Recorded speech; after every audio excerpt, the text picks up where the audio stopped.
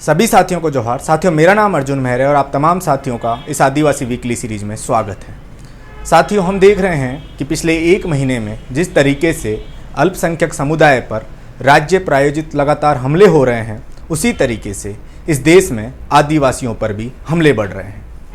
साथियों, इस देश के विभिन्न हिस्सों में इस वक्त आदिवासी समुदायों के लोग लगातार अपने जल, जंगल, जमीन, अधिकार और स्वाभिमान के लिए आंदोलनरत है।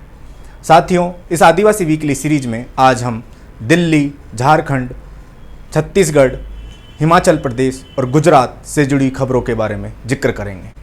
आप तमाम लोग जानते हैं कि हसदेव अरण्य के जंगल को उजाड़ने की कोशिश वर्षों से हो रही है, लेकिन आदिवासी समुदाय के संघर्ष की वजह से ये कोशिश अब तक सफल नहीं हो पाई थी।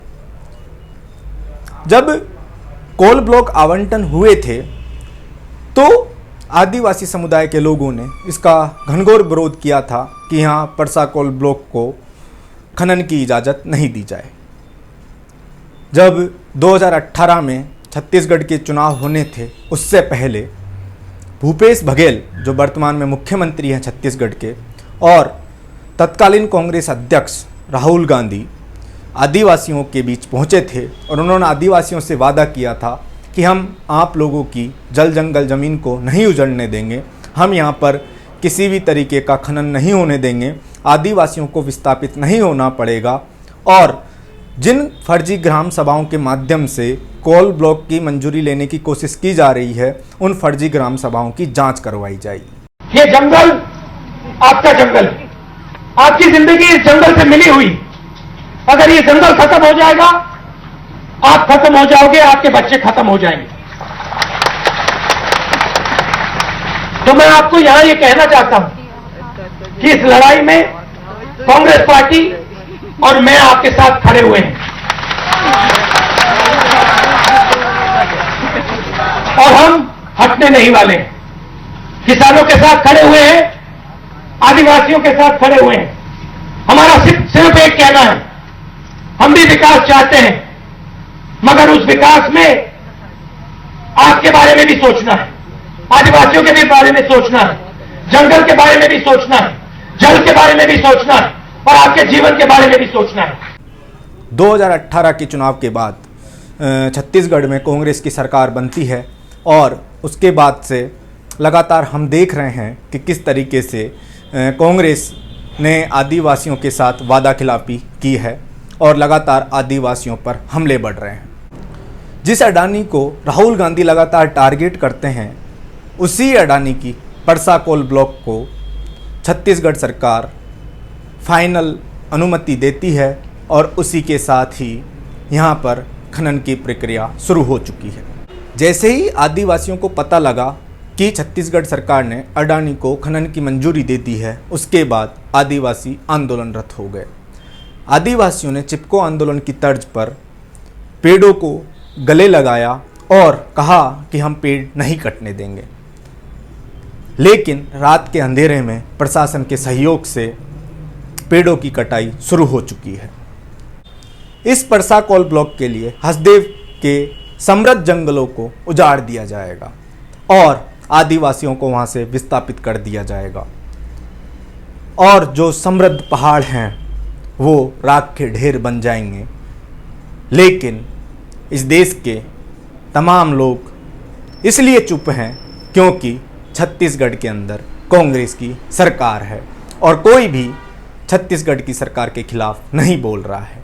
यहाँ एक गौर करने लायक बात यह है कि जब से नॉन बीजेपी स्टेट के अंदर आदिवासियों पर कोई उत्पीड़न होता है, आदिवासियों के जल, जंगल, जमीन को छीनने की कोशिश की जाती है, तो वो तमाम घटनाएं पब्लिक डिस्कोर्स का हिस्सा नहीं बन पाती है। ये बहुत ही दुखद है। झारखंड के अंदर एक खूबसूरत जगह है नेतरहाट, जिसे क्वीन ऑफ छोटा नागपुर कहा जाता है। जब देश आज़ाद हुआ था, उसके कुछ वर्षों बाद, लगभग 7 वर्षों बाद,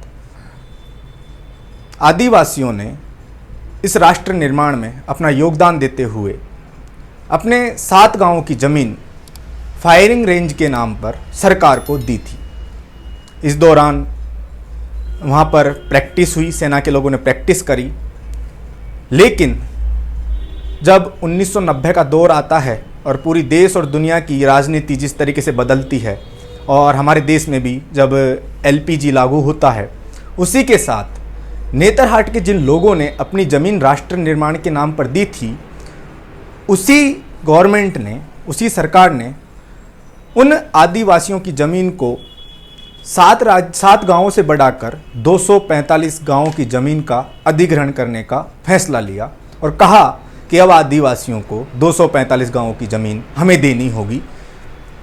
उसके बाद से नेतरहाट के आदिवासियों ने लगातार इस प्रोजेक्ट का विरोध किया और पिछले 28 वर्षों से वो इस प्रोजेक्ट का विरोध कर रहे हैं और बिल्कुल अहिंसक तरीके से आंदोलन कर रहे हैं। लेकिन यहाँ गौर करने वाली बात यह है कि जिस फायरिंग रेंज पर आज कोई प्रैक्टिस नहीं हो रही है, उस ज़मीन को आखिरकार सरकार क्यों रखना चाहती है, क्यों वापस वो ज़मीन उन आदिवासियों को क्यों नहीं लौटाई जाती है जिनकी वो ज़मीन पैतृक ज़मीन है, जो आदिवासियों का वहाँ कम्युनिटी लैंड है, वो उन्हें वापस क्यों नहीं दिया जाता है। इसी मांग को लेकर हर वर्ष नेतरहाट के आदिवासी समुदाय के लोग 22 और 23 मार्च को एक संकल्प दिवस वहाँ हर साल आयोजित करते हैं, क्योंकि जब पहली बार आदिवासियों ने इस प्रोजेक्ट का विरोध किया था और सेना के लोगों को नेतरहाट आने से रोका था, तो वो तारीख 22 और 23 मार्च थी। उसी की याद में हर वर्ष संकल्प दिवस का प्रोग्राम आदिवासियों के द्वारा रखा जाता है। इस वर्ष जब ये डेडलाइन इस फायरिंग रेंज की ख़त्म होने वाली है, तो आदिवासी समुदाय की मांग ये है कि पिछले 28 वर्षों से वहाँ कोई सेना की प्रैक्टिस नहीं हो रही है और हमारी जो जल जंगल ज़मीन है और हम बहुत असहज महसूस कर रहे हैं इतने वर्षों से कि हमारी ज़मीनों का क्या होगा। तो जो नोटिफिकेशन समय समय पर बढ़ाया जाता रहा है, उसकी अधिसूचना को रद्द किया जाए। इसी मांग को लेकर आदिवासी समुदाय के लोग नेतरहाट के टटुआ पानी जगह से 21 अप्रैल को लगभग सैकड़ों की तादाद में आदिवासी समुदाय के लोग रांची के लिए पैदल मार्च किए और रांची में जाकर राज्यपाल से मिले। वहां उन्होंने राज्यपाल को अपना ज्ञापन सौंपा। ये एक बहुत बड़ा मुद्दा था, लेकिन इस देश की मुख्य धारा की मीडिया से और सोशल मीडिया के तमाम प्लेटफॉर्म से ये खबर पूर्णतः गायब रही। तीसरी खबर दिल्ली से है। देश के 15 से अधिक राज्यों के आदिवासी प्रतिनिधि देश की राजधानी दिल्ली पहुंचे और यहाँ जंतर मंतर पर एक दिवसीय धरना दिया। इन आदिवासियों की मांग है कि आगामी जनगणना में उन्हें आदिवासी धर्म कोड उपलब्ध करवाया जाए। यह सवाल आदिवासियों की अस्मिता से जुड़ा हुआ है, आदिवासियों की पहचान से जुड़ा हुआ है। जिस पहचान को आज़ादी के बाद समाप्त कर दिया गया, उस पहचान से जुड़ा हुआ है। यह सवाल जयपाल सिंह मुंडा के संविधान सभा में दिए गए उस भाषण से जुड़ा हुआ है, जिसमें जयपाल सिंह मुंडा ने कहा था आदिवासियों के लिए सिर्फ आदिवासी शब्द इस्तेमाल किया जाना चाहिए। तो इसी मांग को लेकर देश भर के आदिवासी समुदायों के लोग दिल्ली के जंतर मंतर पधारे और उन्होंने एक दिवसीय धरना दिया और आगामी रणनीति बनाई कि आगे की रणनीति क्या होगी, किस तरीके से धर्म कोड हासिल किया जाए। लेकिन यह पूरी खबर भी जो पब्लिक डिस्कोर्स है, देश का मीडिया है, अल्टरनेटिव मीडिया है, वहाँ से भी ये खबर गायब थी। इसी कड़ी में अगली खबर गुजरात से है और आप और हम जानते हैं कि गुजरात का आदिवासी समुदाय भी लगातार राज्य प्रायोजित हमलों को सह रहा है। हमने देखा कि किस तरीके से स्टैच्यू ऑफ यूनिटी के नाम पर आदिवासियों का विस्थापन किया गया और उसी तरीके से अब पार तापी नर्मदा नदी लिंक परियोजना के नाम पर आदिवासियों को उनके जल जंगल ज़मीन से बेदखल करने की साजिश रची जा रही है। इस पर हमने अलग से एक वीडियो बनाया है, उसका लिंक आपको डिस्क्रिप्शन में मिल जाएगा। लेकिन आदिवासियों का ये आंदोलन अभी भी नहीं रुक रहा है।